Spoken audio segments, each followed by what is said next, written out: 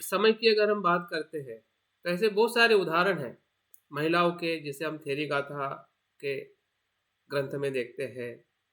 जो थेर गाथा है, भिक्षुओं के जो अनुभव है, भिक्षुनी के जो अनुभव है, उस समय के जो उपासक उपासिकाओं के जो अनुभव है, वैशाली है, विशाखा है, अनाथपिंडक है, बिंबिसार है। तो इन सभी के अनुभव से हमें पता चलता है कि निर्वाण या सत्य की प्राप्ति सिर्फ आधा घंटा एक घंटा ध्यान करने का परिणाम नहीं है, बल्कि वो संपूर्ण जीवन का अनुभव है। और उस अनुभव का स्रोत जो है वो एक ध्यान के माध्यम से अनुभव होना या जल्दी समझ में आना या डायरेक्ट कुछ चीज़ें को उसका अनुभव करना, उसके लिए वो ज़रूरी है। लेकिन उसके अलावा भी हमारा रोज का जो देखने का नज़रिया जो है, ऐसे बहुत सारे उदाहरण हैं कि लोग रोटी पकाते पकाते ही श्रोतापन्न अरंत हुए हैं, क्योंकि उन्हें रोटी पकाने में इतना ध्यान से रोटी पकाते गए जलती गई, तो तुरंत उनको अनित्यता का बोध हुआ और वहीं पे वो श्रोतापन्न से अरंत की अवस्था में चले। तो श्रोतापन्न मतलब सांस को देखना ही श्रोतापन्न नहीं है, बल्कि रोटी पकाना भी श्रोतापन्न होने का माध्यम है। ऐसे भी उदाहरण है कि पैर धोते धोते, एक भिक्षुनी है कि पैर पानी से धो रही थी, तो पानी से धोते धोते जैसे उसने देखा कि एक लोटे के पानी से पानी कहाँ तक जा रहा है, उस पर वो ध्यान से देखने लगी। दूसरा लोटा ऐसे पानी जब डाला तो पानी थोड़ा और आगे गया, तीसरे इसमें और पानी डाला तो और आगे गया। तो उसी में उसको जीवन मृत्यु का बोध होने लगा, कि मनुष्य का जीवन भी ऐसे है कि बहुत सारा जीवन है कि जन्म के तुरंत बाद ही मृत्यु को प्राप्त होते हैं। कोई जीवन ऐसा है थोड़े युवा होके मृत्यु को प्राप्त होते हैं, और कोई जीव ऐसे है मनुष्य या सभी सत की पूरा जीवन जीने के बाद में मृत्यु को प्राप्त होते हैं। तो मृत्यु का चिंतन, वो पानी पैर पे डालते डालते वो श्रोतापन अरंत हुई। तो क्या हम नहीं हो सकते हैं नहाते नहाते, खाते खाते, कुछ किताब पढ़ते पढ़ते, किसी से बात करते करते, बात सुनते सुनते भी बहुत सारे लोग श्रोतापन अरंत हुए हैं। जो सुनने की प्रक्रिया भी एक प्रकार से हमें निर्वाण की तरफ ले जा सकती है। तो श्रोतापन और निर्वाण का जो मार्ग बुद्ध ने जो बताया है वो बहुत खुला है, फिक्स नहीं है, बंदिश नहीं है, पारंपरिक नहीं है कि भाई ऐसा करने से ही ऐसा आपको होगा, बल्कि आपका उस समय का जो अनुभव जो है, जागृति जो है, वो जागृति से आप उस कर्म को कैसे करते हैं, कैसे देखते हैं, उसी के आधार पर निर्वाण का जो मार्ग जो है हर मनुष्य के लिए खुला है। जैसे कि करुणा जी ने कहा कि मेरा मन लगता है नहीं लगता है, तो उसको देखते देखते ही उनके भीतर एक जागृति आ सकती है कि मेरे भीतर जो बुराई है, उसका धर्म अगर अनित्य है तो मैं उससे मुक्त हो गई हूँ, या मुक्त होने के लिए मेरा मन आगे जा रहा है।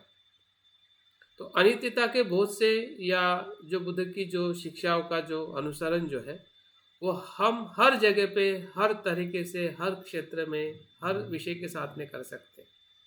और इसलिए हमने अपनी जागृति का जो सराव जो है आनापान सती के करने के साथ साथ जो हमारी क्रियाएं है या हमारे व्यवहार है, जिस प्रकार से पद्मजा जी ने कहा कि मैत्री कर्म है, शील का आचरण करना ही मैत्री है। तो वो मैत्री कब बनेगी? जब उस शील के अंदर जागृति आएगी। उस शील के आचरण में ऐसी जागृति आएगी कि जिस जागृति से जब हम शील का आचरण करते हैं तो ऐसा हमें भीतर महसूस होता है कि मैं शील का आचरण इसलिए कर रहा हूँ क्योंकि जब मुझे दुख होता है किसी के बुरे आचरण से तो औरों को भी दुख होगा, इसलिए मुझे शील का आचरण करना है, नहीं कि शील के आचरण के लिए शील का आचरण। वो कोई बंधन नहीं है, किसी का ऑर्डर नहीं है, या कोई आपको देखेगा, कोई आपको बोलेगा, कोई आपके ऊपर कानून आपको उठा के ले जाएगा अगर आपका सील का भंग होता है। और इसलिए हम सील का पालन कर रहे हैं, इसका मतलब वहाँ पे जागृति नहीं है। अगर वही पालन, अगर हम सील का पालन भी अगर जागृति से करते हैं, तो वो जो पहला शीली जो है, जो हम हिंसा नहीं करने का जो शील लेते हैं, तो वो शील के आचरण से ही हम बुद्धत्व की तरफ, निर्वाण की तरफ जा सकते हैं। क्योंकि हिंसा नहीं करने का अर्थ क्या है कि आसक्ति से मुक्त होना। हम हिंसा क्यों करते हैं? अपनी और औरों की। अभी औरों की हिंसा करना हमें दिखाई देता है, लेकिन हम हमारी हिंसा कर रहे हैं वो हमें दिखाई नहीं दे रहा है। तो हमारी हिंसा कैसी होती है? हम हमारी हिंसा इंद्रियों से जो कुछ भी तृष्णाएं भीतर जा रही है वो सभी हिंसा है। स्वार्थ के कारण हम अपने शरीर की हिंसा करते हैं, आलस के कारण हम हमारी शरीर की हिंसा करते हैं और हमें पता ही नहीं चलता है कि मैं मेरी हिंसा कर रहा हूं। तो कहां पे शील का पालन है? क्योंकि हम संतुष्ट है कि मैं और किसी की हिंसा नहीं कर रहा हूं, इसलिए शील का पालन कर रहा हूं। तो सामाजिक और कानूनी वो सही है, लेकिन वो जागृति से सही नहीं है। और इसके कारण हमारी मैत्री भी इतनी विकसित नहीं हो पाती। हमारी भी मैत्री का एक दायरा होता है कि वो मेरा है, उससे मैं मैत्री कर रहा हूँ, वो मेरा नहीं है, इसलिए मुझे उससे मैत्री करने की ज़रूरत नहीं है। ऐसी हमारी मैत्री का हम विकास करते हैं। मेरे तेरे में मैत्री सीमित हो जाती है, शब्दों से शुरुआत होती है, शब्द में खत्म हो जाती है। तो क्या वो मैत्री है? क्यों मैत्री नहीं हो पा रही है? इसका मतलब यह है कि हम उस मैत्री के गुण को जागृति से देख नहीं रहे। और इसलिए जागृति, स्मृति, सजगता जो आनापानसति के माध्यम से हमें सीखी है, या हमने इसके पहले भी हम स्मृतिमान होकर निरंतर प्रयास कर रहे हैं, तो उसको पहचानिए कि मैं सही में स्मृतिमान हो रहा हूँ। मेरी जो संवेदनशीलता है, मेरी जो जागृति जो है, वो मुझे भीतर से कुछ एहसास दिला रही है, आवाज़ दिला रही है कि मैं इंसान हूँ, मुझे और श्रेष्ठ इंसान होना है। तो वो जो आवाज़ जो है वही आपके भीतर की बुद्धत्व की क्षमता है। वही बोधि के अंग है कि जो अलग अलग तरीके से वो हमें विकसित करते हैं। हाँ, स्मृति से लेके धम्म विचय तक, धम्म विचय से लेके वीर्य तक, और वीर्य से लेके एक प्रीति के अनुभव में हमें अपने पूरे अस्तित्व को ले आते हैं। कि जो प्रीति, जो आनंद, जो सुख हम जो संसार में ढूंढ रहे थे, संसार के विषयों में ढूंढ रहे थे, बचपन से लेके अभी तक हमने वस्तुएं बदलते रहे। कभी लगा कि ये सुख है, कभी लगा कि वो सुख है, कभी लगा कि वो सुख है, कभी लगा कि वो सुख है, और अभी भी ऐसा ही लगता है कि ये नहीं वो सुख है। संसार के भीतर ही हम सुख को ढूंढ रहे हैं। लेकिन जब हम बोधि के अंग को जब हम भीतर अनुभव करते हैं, और वो प्रीति की जो, आनंद की जो उच्चतम अवस्था है, तब हमें लगता है कि सही अर्थ में तो मेरे भीतर ही प्रीति और आनंद से मैं भरा हूँ। तो ये प्रीति की अवस्था ही बुद्ध के मार्ग पे हमें ले जाते हैं। जब तक बुद्ध में आसक्ति नहीं है, जब तक बुद्ध के मार्ग में अगर हमें प्रीति नहीं है, तो कैसी श्रद्धा? वो श्रद्धा हमारे सांस्कृतिक श्रद्धा है, सामाजिक श्रद्धा है। जिसे हम कहते हैं कि हम बौद्ध है, वो सामाजिक श्रद्धा है। तो उस सामाजिक श्रद्धा को हमने चैलेंज देना चाहिए कि क्या यही श्रद्धा है कि इसके आगे भी कुछ श्रद्धा का स्वरूप है। तो आगे की श्रद्धा तब पता चलेगी जब हमें बुद्ध में प्रीति आएगी, तब लगेगा कि नहीं, कुछ तो भी अभी सही श्रद्धा बुद्ध के प्रति है। जब बुद्ध को मैं देखता हूँ तो बुद्ध से मुझे एक आकर्षण होने लगता है। जैसे कि पृथ्वी का आकर्षण, गुरुत्वाकर्षण हमें पकड़ा हुआ है, वैसे ही संसार का आकर्षण हमें पकड़ा हुआ है, जिसे आसक्ति लोग कहते हैं। तो वो आकर्षण, बुद्ध के आकर्षण में परिवर्तित होना, वही प्रीति और श्रद्धा का अनुभव है। और वो कब होगा? जब हम जागृति से धम्म विचय करेंगे। अगर जागृति नहीं है तो धम्म विचय भी अधिक संभव नहीं है। उतना ही करेंगे फिर कि हाँ हाँ ये लोग अच्छा करते हैं, ये अच्छा है, मुझे अच्छा लगता है। हाँ, तो उस आधार पे ही हम उतना ही धम्म विचय करेंगे। हमारे चित्त के भीतर जो सही में जो अकुशल और कुशल धर्म जो है, उसकी पहचान हमें नहीं होगी। अगर जागृति नहीं है तो उसकी पहचान हमें भीतर से नहीं होगी कि हाँ मेरे भीतर लोभ भी है, द्वेष भी है, लेकिन वो अनित्य, उसका धर्म अनित्य है, उसको मैं बदल सकता हूँ, मैंने बदला है। अगर मुझ में मैत्री विकसित हुई, इसका मतलब क्या हुआ? द्वेष बदला है ना। तो आप एक तरफ मैत्री विकास होने को देख रहे हैं, दूसरी तरफ देख रहे हैं कि मेरा द्वेष बदल ही नहीं रहा है। इसका मतलब क्या है? इसका मतलब हम सही तरीके से धम्म विजय नहीं कर रहे हैं। हमें उसका एहसास होना चाहिए कि हाँ मेरा अगर मैत्री बढ़ रही है, इसका मतलब मैं द्वेष को बदल रहा हूँ।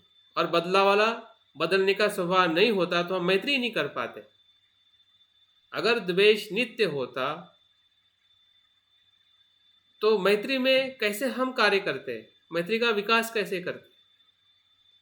मैत्री इसलिए तो बढ़ रही है कि हम द्वेष को रूपांतरित कर रहे हैं, क्योंकि उसका धर्म जो है अनित्य है। तो धम्म विचय के साथ में ही हमारा जो आगे का जो भी बोधि का अंग जो है, या बोधि का जो मार्ग है, जो हमें निर्वाण या परम सुख की तरफ ले जाता, तो परम आनंद ही परम सुख में परिवर्तित होता है। जब हम परम आनंदित हो जाते हैं अपने धम्म विचय, स्मृति और वीर्य से, तो उसके बाद में धीरे धीरे हमारा जो, ऐसा कह सकते हैं कि हमारी जो गति जो है वो रुकने वाली नहीं होती है। अगर रुक भी जाती है तो फिर से हमें गति के तरफ जाने का हमारा मन और अधिक आकर्षित होता है। जैसे कि आपने देखा होगा कि कोई चीज़ अगर हमें पसंद आती है तो भले आपने उसको नहीं खरीदा है, लेकिन मन बार बार वहाँ पे जाता है। अगर एक बार खरीदा, एक बार खाया, तो बार बार खाने की और खरीदने की इच्छा होती है। ऐसा क्यों होता है? क्योंकि उसके प्रति आपको आनंद मिला है। वैसे ही ये सप्त बोधांग के अंदर जो प्रीति का आनंद जो है, वो हमें बार बार आकर्षित करता है। और वो आकर्षण कहने के हमें और जागरूक करने के लिए, मन के भीतर जो धम्म है उसको पहचानने के लिए, मन के भीतर जो अकुशलता है उसको निकालने के लिए, रोकने के लिए हमें बार बार प्रेरित करता है। और उसी से हमारा उत्साह जो है प्रीति में, आनंद में बदलने लगता है। तो इस प्रकार से चार जो सुबह हमने बोधांगों को हमने देखा है, ये बोधांग ही हमारे बुद्धत्व की क्षमता है। अगर बुद्धत्व क्या है, तो बुद्धत्व यही 7 अंग से बना हुआ बुद्धत्व है। 7 अंगों से विकसित हुआ अनुभव ही बुद्धत्व है। बुद्धत्व ऐसी कोई नित्य या ऐसी कोई जगह नहीं है जो हमसे अलग है। वो हमारे ही भीतर है, हमारे ही चित्त की वो उच्चतम ऐसी अवस्था है, हमारे ही चित्त की वो क्षमता है जिसे हम बुद्धत्व कहते हैं। और बुद्धत्व हमारे ही भीतर है और हम बुद्धत्व के भीतर है। जैसे कि सांस हम लेते हैं तो हमारे भीतर हम सांस लेते हैं, लेकिन कहाँ से लेते हैं? इस वायुमंडल से लेते हैं, कि जो वायुमंडल पूरे पृथ्वी पर या पूरे ब्रह्मांड में वो फैला हुआ है। वैसे ही बुद्धत्व है, वो हमारे भीतर है और हम भी उसके भीतर है। जैसे कि हमारे भीतर सांस है और सांस के या वातावरण के भीतर या वायुमंडल के भीतर हम हैं। इस बात को अगर आप समझ सकते हैं तो वैसे ही जो बुद्धत्व जो है वो हमारे भीतर है और हम बुद्धत्व के भीतर है, क्योंकि सत्य जो है अंदर भी है और बाहर भी है। जिस सत्य को बुद्ध ने खोजा है, जो प्रतीत्य समुत्पन्न है, जो अनित्य अनात्म का जो हमें अनुभव हमें होता है, वही धर्म है। और उसी धर्म को बुद्ध ने कहा है कि जो धम्म को देखता है वही बुद्ध को देखता है, और जो प्रतीत्य समुत्पाद को देखता है वही धम्म को देखता है। तो प्रतीत्य समुत्पाद का दूसरा अर्थ है कि अस्तित्व को उत्पत्ति और लय के स्वरूप में, प्रक्रिया में देखना ही प्रतीत्य समुत्पाद है। तो उसका अनुभव हम जैसे जैसे स्मृति से काया के साथ, स्मृति से चित्त और चित्त के भीतर जो धर्म है उसके साथ जब हम उसको, ऐसा कह सकते हैं कि स्मृति एक प्रकार से माइक्रोस्कोप है। वो एक प्रकार से ऐसा शस्त्र है, और इसलिए कभी कभी महायान परंपरा में या बुद्ध के वचनों में भी ऐसे शब्दों का इस्तेमाल किया गया है कि प्रज्ञा एक प्रकार से क्या है, दुधारी अग्नि से बनी हुई तलवार है, जो जलाती भी है और काटती भी है। प्रज्ञा की तलवार कैसी है? जो राख कर देती है। किसको राख कर देती है? कि जो भी अपने आप को नित्य समझता है, उसके अस्तित्व को पूरी तरह से राख कर देती है और उसको काट भी देती है। तो राख करना और काटना का जो स्वभाव जो है, वही स्मृति का स्वभाव है।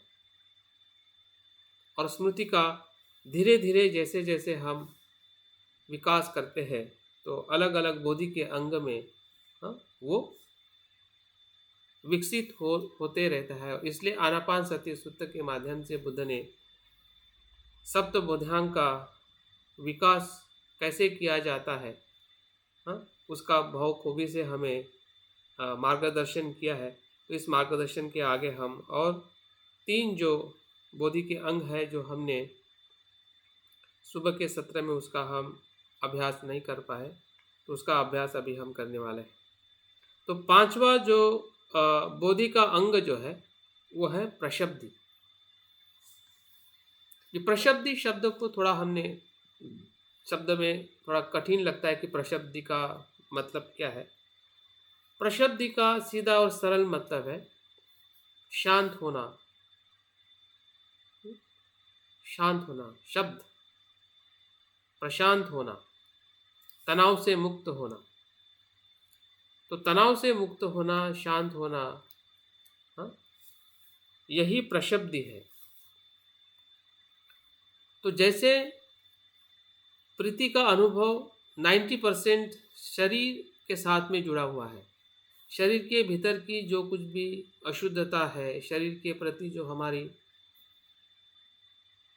संसार के प्रति जो आसक्ति है, उस सभी आसक्तियों का रूपांतरण ही प्रीति का अनुभव है। कि जो शरीर संसार में सुख ढूंढ रहा था, प्रीति के अनुभव में शरीर में ही सुख का अनुभव होता है, क्योंकि उस शरीर के प्रति जो आसक्ति जो है पूरी तरह से कम होने लगती है और शरीर पूरा हल्का होने लगता है, निरोगी होने लगता है। शरीर के भीतर जो तनाव है, दर्द है, भय है, मृत्यु का भय हो सकता है, बीमारी का भय हो सकता है, इन सभी शारीरिक जो भी वेदनाएं हैं उससे 95% या 100% वो शरीर से पूरी अवस्था को वो आनंदित करता है।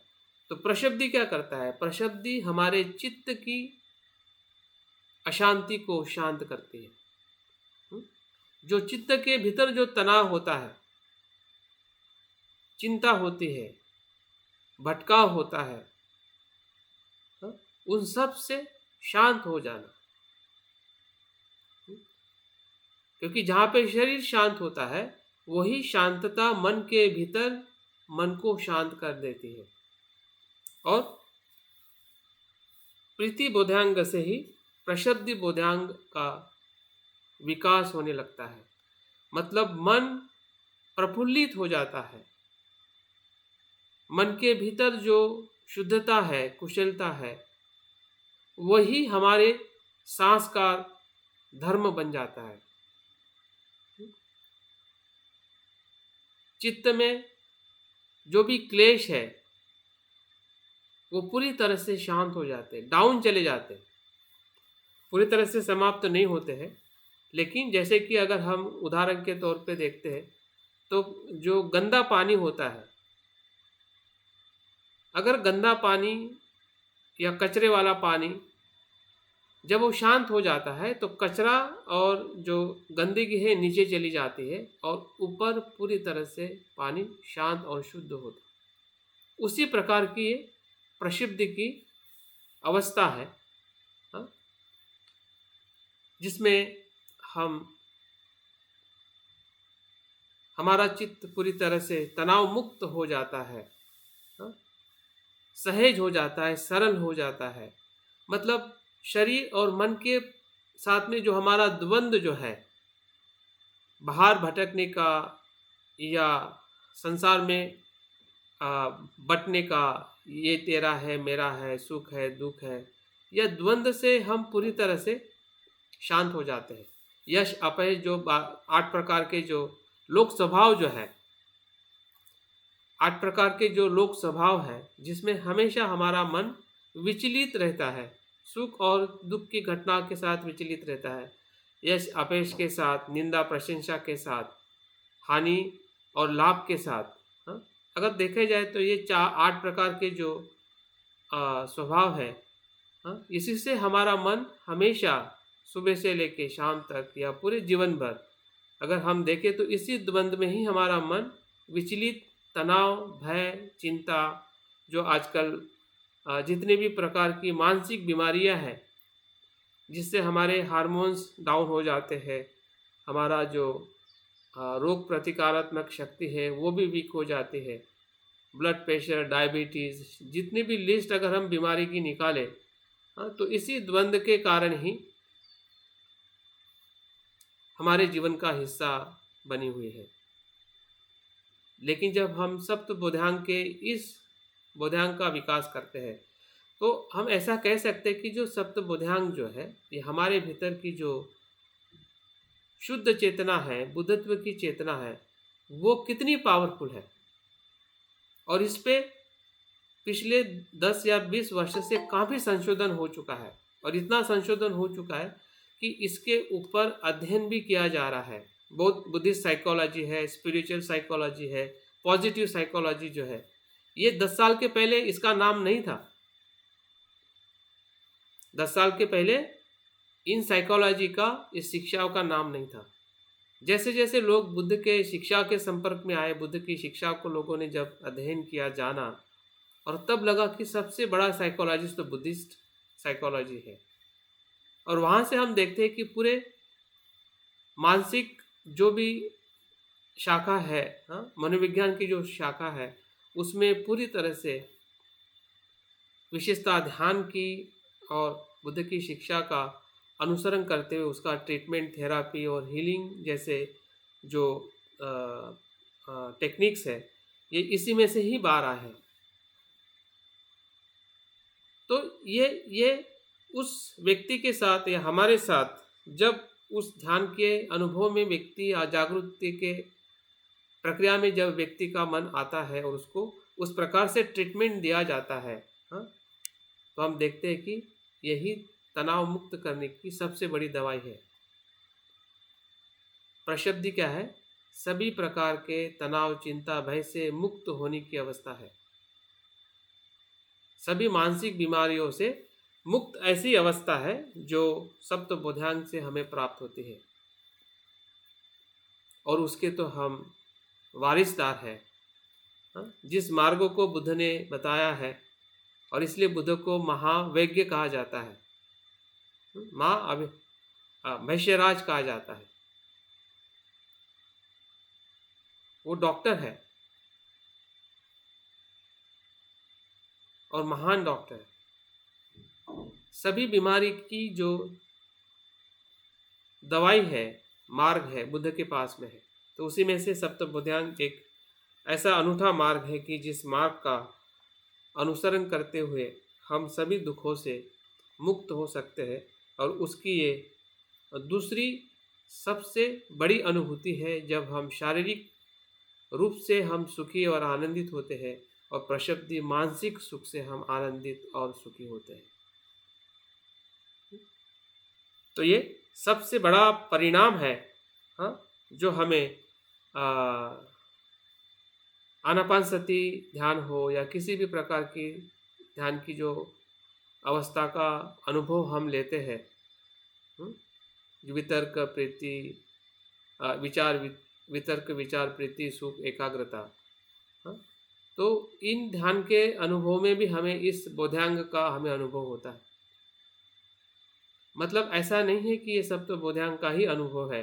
अगर हम दान भी कर रहे हैं, शील का भी पालन कर रहे हैं, अगर उसमें अगर तनाव मुक्त होके अगर हम कुछ दान कर रहे हैं या कुछ शील का पालन कर रहे हैं, तो उसमें भी सप्त बोधांग का या इस प्रशब्दी का हम अनुभव ले सकते हैं। ध्यान में तो हम उसका चिंतन और अनुभव तो हम करते ही या करेंगे, लेकिन ऐसी कोई भी कृति हो जो हम ध्यान के अलावा काया से, इवन वाणी से भी हम कृति करते हैं, किसी से हम बात करते हैं, तो उस बात में भी हम प्रसिद्धि का अनुभव ले सकते हैं। या हम अभ्यास करते हैं या कुछ भी हम कम कर्म करते हैं, हमारे परिवार के लोगों के साथ हमारे जो भी गतिविधियाँ होती है, व्यवहार होता है, तो उसमें भी हम प्रसिद्धि के अनुभव के साथ उसका आचरण कर सकते हैं, अगर हम सही अर्थ में प्रसिद्धि का अनुभव लेना चाहते हैं। और ये प्रसिद्धि का अनुभव अगर हम उसकी तुलना करें बाहर के प्रसिद्धि या बाहर के सुख और आनंद के साथ, तो उसकी तुलना भी नहीं हो सकती। जो सुख हमें बाहर के विषयों में जो मिलता है, उससे कहीं गुना सुख, 1000 गुना कहे उससे भी कहीं गुना सुख, ये प्रसिद्धि का और प्रीति का सुख है। तो कोई मूर्ख ही नहीं चाहेगा कि मुझे ऐसे सुख को प्राप्त नहीं करना। हर ज्ञानी व्यक्ति यही चाहेगा, अगर हम सही में ज्ञानी हैं, प्रज्ञावान हैं, बुद्धिमान हैं, तो बुद्धिमान व्यक्ति यही सुख चाहेगा कि जो अनेक प्रमाण में, अधिक प्रमाण में, और जो स्वयं पे आधारित है, किसी बाह्य विषय पर आधारित नहीं है। ऐसा सुख हर एक बुद्धिमान व्यक्ति चाहेगा। और इसलिए आज के सभी बुद्धिमान व्यक्ति, फिर वो वैज्ञानिक हो, फिलोसोफर हो, साइंटिस्ट हो, वो सभी बुद्ध की शिक्षा का आदर करते हैं, अभ्यास करते हैं, उसका आचरण करने के लिए बौद्ध भिक्षु के पास, बौद्ध मठों में जाकर वो 3-3 महीना, 6-6 महीना बुद्ध की शिक्षा का अध्ययन करते हैं, क्योंकि वो बुद्धिमान है। वो जानते हैं कि मैं वैज्ञानिक होने के बाद में भी जो मुझे ज्ञान मिला है, वो ज्ञान अभी भी कम है, जो भीतर के सुख को महसूस नहीं करा पाता है। लेकिन जब बुद्ध की शिक्षा का जब व्यक्ति अनुसरण करता है, तो यही सुख जो है, जो प्रसिद्धि और प्रीति का जो अनुभव जो है, लोगों को बुद्ध धर्म की तरफ आकर्षित कर रहा है। तो हमारा भी जो आकर्षण या हमारी जो श्रद्धा जो है, वो इसी पे आधारित होती है कि हम कितना शारीरिक और मानसिक सुख का अनुभव कर रहे हैं। बुद्ध कहते हैं कि समाधान सबसे बड़ा धन है, आरोग्य सबसे बड़ा लाभ है। तो आरोग्य का लाभ ही एक प्रकार की प्रीति की अवस्था है, और समाधान का सबसे बड़ा धन ही एक प्रकार से प्रसिद्धि की अवस्था है। प्रसिद्धि एक प्रकार से संतुष्टि की अवस्था है। संसार के विषयों में संतुष्ट रहना, समाधानी रहना, सभी द्वंद्व से ऊपर उठना, 8 प्रकार के लोक स्वभाव से, वही अनुभव हम प्रसिद्धि में देख सकते हैं, जो सप्तबोधांग पे हमारे भीतर विकसित होता है। देखिए कि जो प्रसिद्धि जो है वो आगे क्या करती है। बुद्ध कहते हैं कि जिसका मन प्रशब्दि में है या सुखी है, समाधानी है, वही मन या उसी का मन सहजता से समाधि में प्रवेश करता है। सहजता से, सहज एकाग्र होना और जबरदस्ती से एकाग्र होना, दोनों में फर्क है। जो अक्सर हम और विद्यार्थी या जो भी एकाग्र होते हैं, वो बहुत नियंत्रण करके अपने आप को एकाग्र होकर चीज़ों को समझते हैं, जानते हैं, और उससे शरीर में बहुत कुछ तनाव निर्माण होता है। अगर कहीं सर दर्द देता हो या कहीं गर्दन दर्द देती हो या कहीं दर्द होता हो, तो आप देखिए कि कहीं न कहीं हम अपनी एकाग्रता को बहुत ज़बरदस्ती से लाने की कोशिश करते हैं, श्वास पे हो या किसी भी ध्यान पर हो। लेकिन यहाँ पे जो समाधि जो है,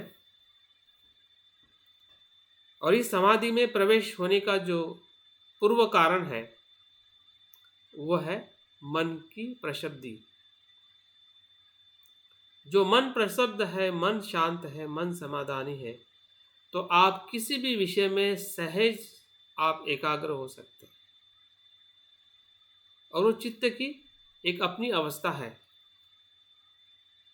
भले कितना भी कुछ भी चीज़ें आसपास में घटित होती रहे, लेकिन मन जिस विषय पे एकाग्र सहजता से होना चाहता है, वो मन वहीं पे एकाग्र और समाधिस्थ होता है। और ऐसे हमने बहुत सारे उदाहरण बुद्ध के स्वयं की अनुभूति में भी हम देखते हैं कि कैसा बताया जाता है कि बुद्ध जब ध्यान कर रहे थे तो 500 गाड़ियाँ उनके पास से चली गई, लेकिन बाद में पूछा गया कि क्या आपने गाड़ी को जाते हुए देखा है।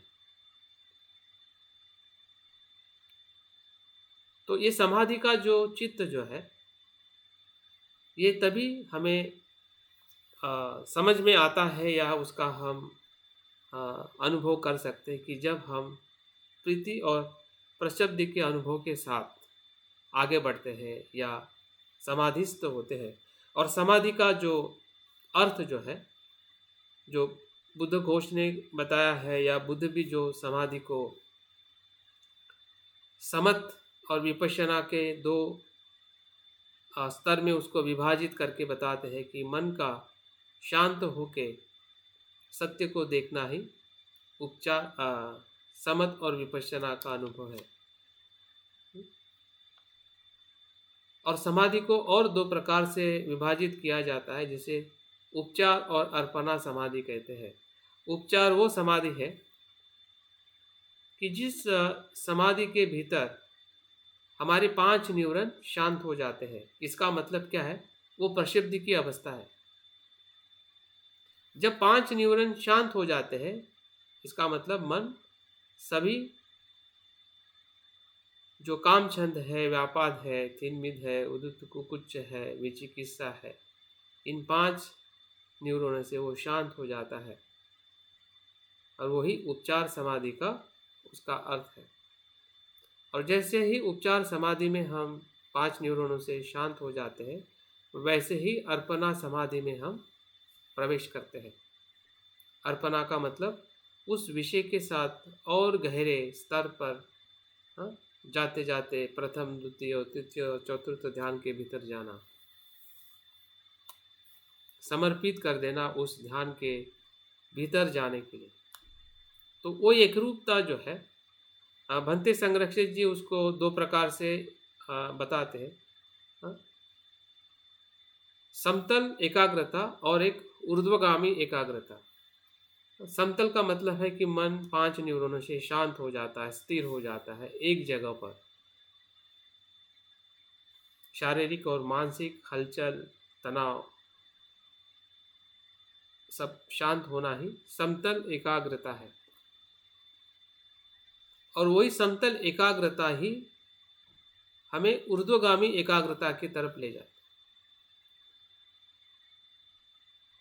तो इस प्रकार से समाधि एक अपने आप में संपूर्ण बोधि का अंग है कि जो हमें बोधि के अंग के भीतर हम विकसित करते हुए यही समाधि जो है 7वें अंग में परिवर्तित हो जाती है, जिसे हम उपेक्षा कहते हैं। तब तक हमारा चित्त इतना शुद्ध हो जाता है, स्थिर हो जाता है, जानकार हो जाता है, जितने भी हमारे क्लेश है उसको भली भांति उसके कारण और आ, आ, उसकी परिस्थिति और उसके परिणाम के साथ में वो देख लेता है। हाँ? तो वो सभी प्रयास जो है वो अंतिमतः हमारे चित्त को उपेक्षा बोधि अंग के साथ में विकसित हो जाता है। और उपेक्षा का अर्थ ही है तटस्थ रहना, और उपेक्षा का दूसरा अर्थ है कि जो कुछ भी संसार में घटित धर्म है उस सभी धर्मों में अनासक्त और प्रज्ञा से उसको देखना ही उपेक्षा है। जिसे हम साक्षी भाव कहते हैं, जिसे हम दूसरे अर्थ में निर्वाण की अवस्था कहते हैं, जिसमें सब कुछ विकार, लोभ, द्वेष, मोह सभी निरोध हो जाता है। ऐसी चित्त की अवस्था ही उपेक्षा या उपेक्षा बोधि का अंग है। तो इस प्रकार से ये जो सातों अंग जो है वो एक दूसरे के साथ में जुड़े हुए हैं और एक दूसरे को वो विकसित करने के लिए मदद करते हैं। तो उसकी लेकिन शुरुआत स्मृति से होती है, ज़रूर हमें ध्यान रखना है। एक स्मृति है कि वो धीरे धीरे धम्म विचय में रूपांतरित होती है, धम्म विचय वीर्य में रूपांतरित होता है। वीर्य का जो स्रोत है वो प्रीति और प्रशब्दि के अनुभव को या बोधि के अंगों को निर्माण करता है, और यही प्रशब्दि मन को इतना गहरा, इतना सूक्ष्म और तरल कर देती है कि उसके साथ सभी प्रकार का जो क्लेश है, दुख के सभी कारण शांत हो जाते हैं। हाँ? और उपेक्षा और निर्वाण की प्राप्ति होती है। तो इस प्रकार से 7 बोधि के अंग को बुद्ध ने आनापान सती के साथ 4 प्रकार की स्मृति प्रस्थान का या 4 प्रकार की स्मृति का विकास करते करते किस प्रकार से 7 अंगों का विकास किया जाता है, जो जीवन में मुक्त और परम सुखी होने का जो अनुभव है वो हर व्यक्ति अपने भीतर ले सकता है। तो मुझे लगता है कि इतना पर्याप्त है कि जो बुद्ध अपने आनापान सती सूत्र के माध्यम से जो शिक्षा देना चाहते हैं उस शिक्षा को हमने थोड़ा सुना है, थोड़ा अभ्यास किया है। आप लोग चिंतन भी कर रहे हैं, आप देख पा रहे हैं कि ये सभी अंग जैसे हम अपने घर में चीज़ों को देखते हैं और हमें समझ में आते हैं कि ये चीज़ें इस प्रकार से रखी हुई है, तो हमारे भीतर की भी ये जो 7 अंग जो है वो हमें दिखनी चाहिए, समझ में आनी चाहिए कि मेरी काया है तो काया को मैं किस प्रकार से देख रहा हूँ, मेरी स्मृति काया के साथ किस प्रकार से विकसित हो रही है, मन के भीतर जो विचार आ रहे हैं उस विचारों को मैं जागृति से देखते हुए धम्म विजय मैं कैसे कर पा रहा हूँ, सम्यक प्रयत्न के आधार पर मैं कैसे देख रहा हूँ कि मेरी जो भीतर आने वाले जो विचार है क्या कुशल है या अकुशल है, और कैसे मैं उसको रोकूं। तो इस प्रकार से सभी चीज़ें हमारे आसपास, हमारे अनुभव के इर्द गिर्द ही है। ऐसा नहीं है कि चीज़ें समझने के लिए हमें बहुत अभ्यास करने की ज़रूरत है। अभ्यास इतना ही करना है कि भीतर जाके देखना है, ये अभ्यास ज़रूर करना है। अभ्यास करने का मतलब ये नहीं कि हम कितने ग्रंथ पढ़ते हैं या वांचन करते हैं। महत्व का यह है कि हम अपने भीतर कितना उतरने की कोशिश करते हैं, क्योंकि हमारा शरीर और मन ही ग्रंथों से भरा हुआ है, संस्कारों से भरा हुआ है, ज्ञान से भरा हुआ है।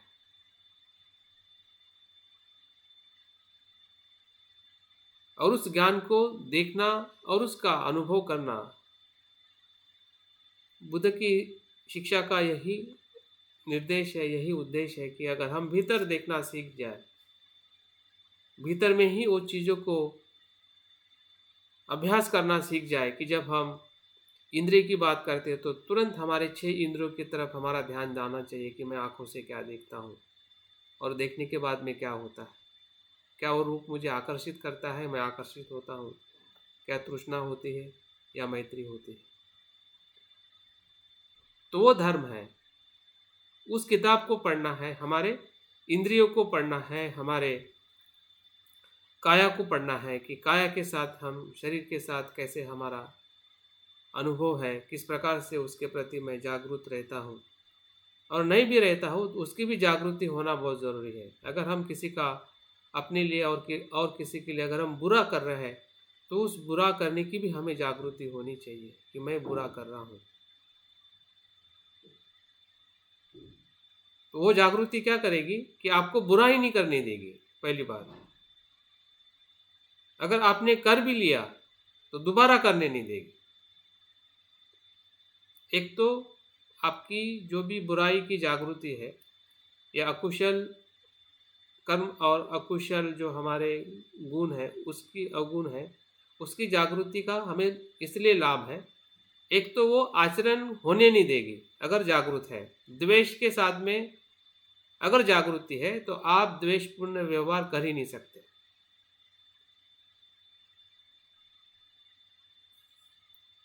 ये स्मृति की, ये जागृति की गारंटी है। अगर आपने कर लिया, एक बार आपने द्वेष कर लिया, जागृति से कर लिया कि आपने मारा, किसी को बोला, और उसके बाद में जागरूक होने के कारण इतना पश्चाताप होगा कि आप दोबारा वो कृति नहीं करोगे। इसका नाम जागृति है।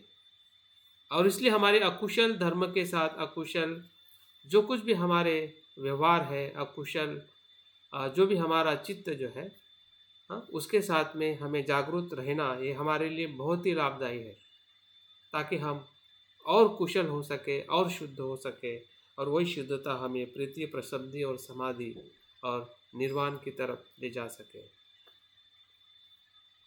तो मुझे लगता है कि इतना पर्याप्त है।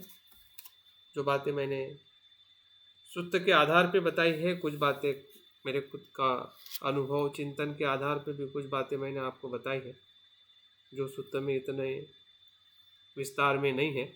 लेकिन बुद्ध की बातों को समझने के लिए हमें स्वयं विस्तारित उस बातों को करते हुए समझना है। बुद्ध का एक शब्द हो सकता है, लेकिन हमने उसको 10 शब्दों में ढूंढना चाहिए। उसके 10 अर्थ क्या हो सकते हैं, 10 पहलू क्या हो सकते हैं, वो हमारी खोज है। और आप पाओगे कि उस 10 पहलुओं में वही तत्व दिखाई देगा कि बुद्ध ने सिर्फ एक बात कही हो। यह अभ्यास है जो हमारे भीतर ही हम उसको कर सकते हैं, और उसी से हमारा जो हमारी गति जो है बुद्धत्व की तरफ जाने की, वो अपने आप ही बढ़ जाएगी। जिसको ऐसा लगता है कि कठिन है, कठिन तब तक है जब तक हम भीतर नहीं उतरते हैं। तैरना तब तक ही कठिन है जब तक हम पैर अपने शरीर को नदी में, समंदर में नहीं डालते हैं। लेकिन जब डाल देते हैं तो पानी भी सिखा देता है और हमारा बॉडी भी तैरने लगता है। और वैसे ही बुद्ध का मार्ग है। अगर हम भीतर उतरना चाहते हैं तो सरल है, अगर किनारे पे ही रह के देखना चाहते हैं तो फिर कठिन है।